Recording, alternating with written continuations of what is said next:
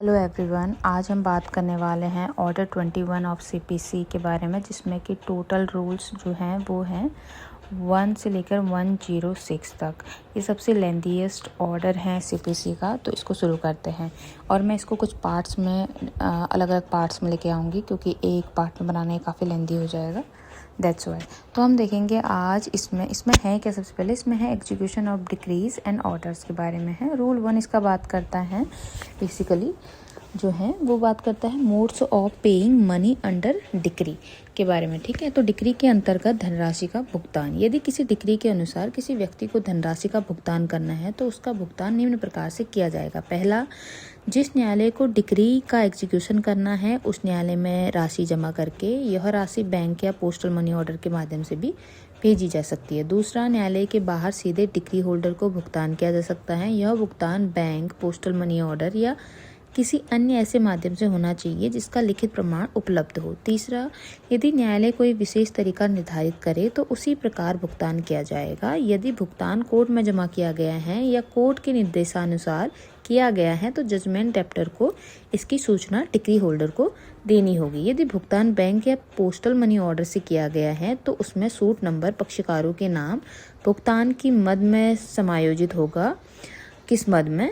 Execution case number तथा भुगतानकर्ता का नाम और पता अवश्य लिखा जाएगा। जहां आवश्यक हो ब्याज की गणना भी रूल 1 के अनुसार समाप्त मानी जाएगी। रूल 2 इसका बात करता है न्यायालय के बाहर भुगतान या एडजस्टमेंट के बारे में। ठीक है, payment out of court to decree holder. तो यदि कोर्ट के बाहर डिक्री होल्डर को भुगतान कर दिया गया है या दोनों पक्षों के बीच समझौते के आधार पर एडजस्टमेंट हो गया है तो इसकी सूचना कोर्ट को देना आवश्यक है। सामान्यतः डिक्री होल्डर स्वयं इसकी सूचना देगा। यदि वह ऐसा नहीं करता तो जजमेंट डेप्टर भी कोर्ट को आवेदन देकर इस भुगतान या एडजस्टमेंट को रिकॉर्ड कराने का अनुरोध कर सकता है। कोर्ट डिक्री होल्डर को नोटिस जारी करेगी। यदि डिक्री होल्डर आपत्ति नहीं करता तो कोर्ट भुगतान या एडजस्टमेंट को रिकॉर्ड कर लेगी। यदि कोई पेमेंट या एडजस्टमेंट रूल 2 के अनुसार प्रमाणित या रिकॉर्ड नहीं किया गया है तो एग्जीक्यूटिंग कोर्ट उसे मान्यता नहीं देगी। रूल 3 क्या है? एक से अधिक न्यायालयों की स्थानीय सीमा में स्थित भूमि। यदि कोई अचल संपत्ति एक ही संपत्ति है लेकिन उसका कुछ भाग 2 या 2 से अधिक न्यायालयों की स्थानीय अधिकारिता में है तो उस न्यायालय में से कोई भी एक न्यायालय संपूर्ण संपत्ति को अटैचमेंट तथा सेल के माध्यम से एग्जीक्यूट कर सकता है। इससे अलग अलग न्यायालयों में अलग अलग एग्जीक्यूशन की आवश्यकता पड़ती है। रूल 4 क्या बात करता है? रूल 4 बात करता है स्मॉल कॉजेज कोर्ट को डिक्री का स्थानांतरण। यदि डिक्री ऐसे वाद में पारित हुई है जिसकी मूल्य सीमा स्मॉल कॉज कोर्ट्स के अधिकार क्षेत्र में आती है तो डिक्री पारित करने वाला न्यायालय उसे एग्जीक्यूशन के लिए स्मॉल कॉजेज कोर्ट को भेज सकता है। स्मॉल कॉजेज कोर्ट उस डिक्री का एग्जीक्यूशन ऐसे करेंगी मानो वही डिक्री उसी न्यायालय द्वारा पारित की गई हो। रूल 5 क्या बात करता है? रूल 5 बात करता है दूसरे न्यायालय को डिक्री भेजने की विधि। ठीक है, मोड्स ऑफ ट्रांसफर। यदि किसी डिक्री का एग्जीक्यूशन किसी अन्य न्यायालय द्वारा किया जाना है तो डिक्री पारित करने वाला न्यायालय सीधे उस न्यायालय को डिक्री भेजेगा। यदि प्राप्त करने वाले न्यायालय के पास अधिकारिता नहीं होगी तो वह उसे सक्षम न्यायालय को भेज देगा। रूल 6, दूसरे न्यायालय को डिक्री भेजते समय भेजे जाने वाले दस्तावेज, यानी कि procedure where court desires that its own decree shall be executed by another court.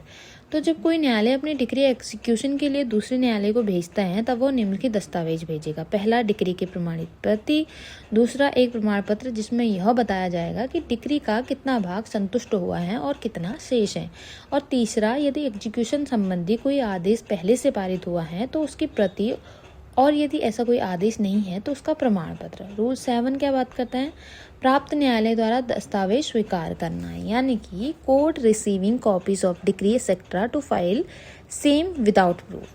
तो ये बताता है कि जिस न्यायालय को डिक्री प्राप्त होती है वह उन प्रमाणित प्रतियों और प्रमाण पत्रों को बिना किसी अतिरिक्त प्रमाण के स्वीकार करेगा।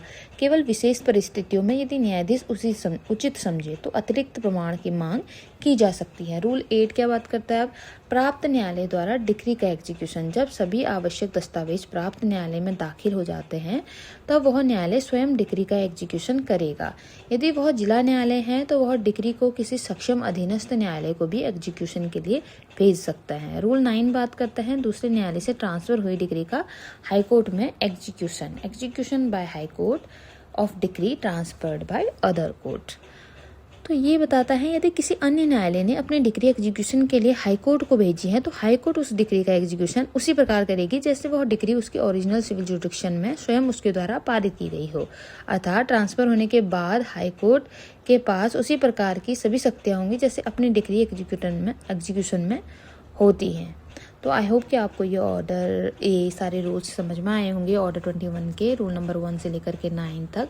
Thank you so much for watching this video.